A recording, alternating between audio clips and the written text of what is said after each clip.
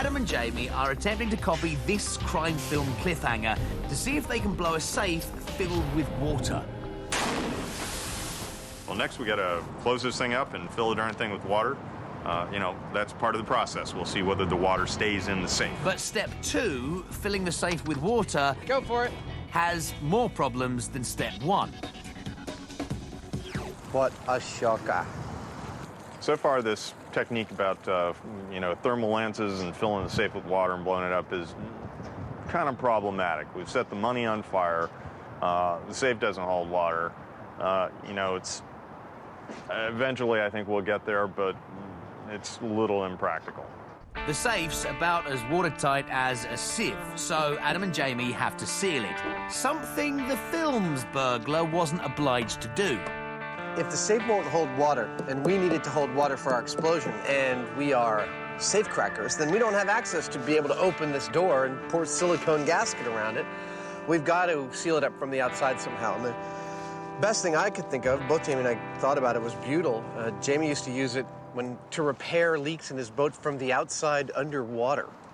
This is awesome stuff, but we're hoping it'll work. After papering over the cracks, it's time for filling. Take 2.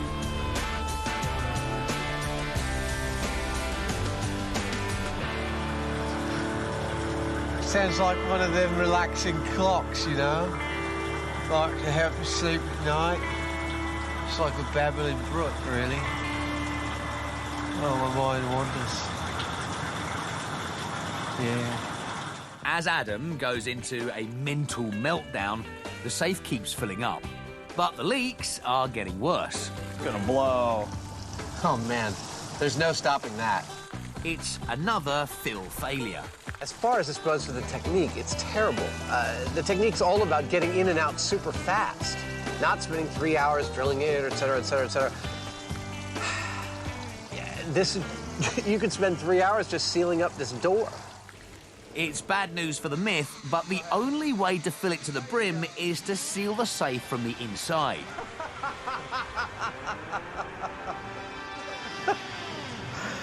This is a fun job sometimes. Of course, this is edging ever further from the film scenario. But the expanding foam should seal the deal. Let's fill. At last, the safe holds water. And while it fills, the team gets to the bottom of what the water actually does. Well, what are the physics involved here? What does the water do with the explosive in the middle of it that makes it different?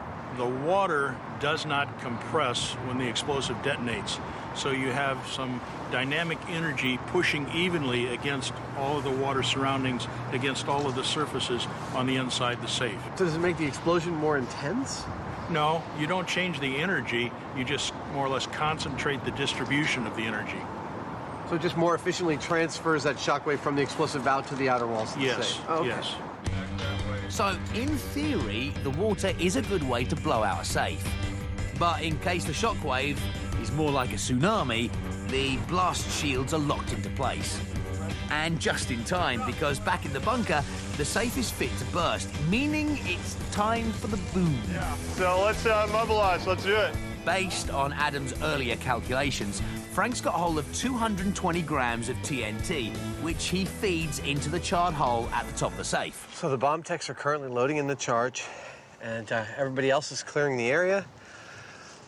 The area is being buttoned down by the fire department and security around here, and we should be ready to go for a blow in a couple of minutes. With Frank's tiny depth charge sitting pretty, it's time to go for broke and blow the final whistle on this myth. Going in 3, 2, 1.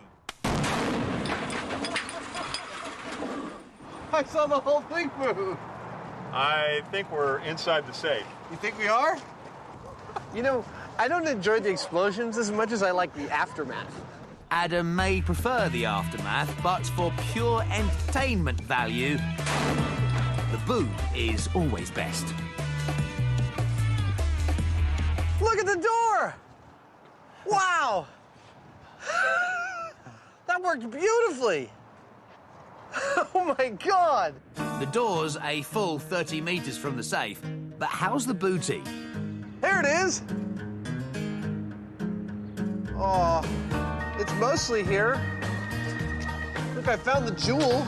Unfortunately, the scepter's been shredded and the money hasn't fared much better. But as a way of beating the infamous glass relocker, it's mission accomplished.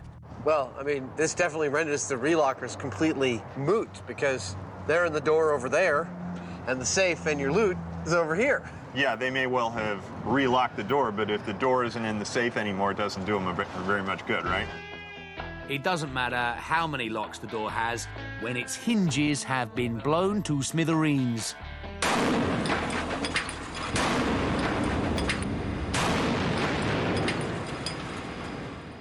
Well, I'd say that technique worked. What do you want to call this one?